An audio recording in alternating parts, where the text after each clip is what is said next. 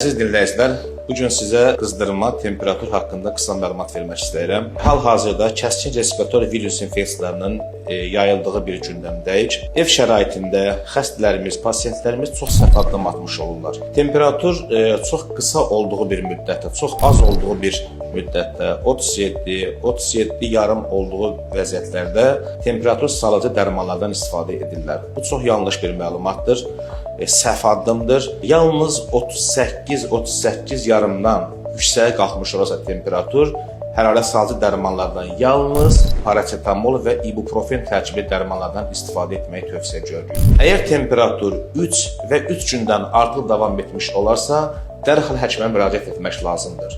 Evdə səhvən pasiyentlər öz başına antibiotiklərdən istifadə edirlər. Bu çox səhv addımdır.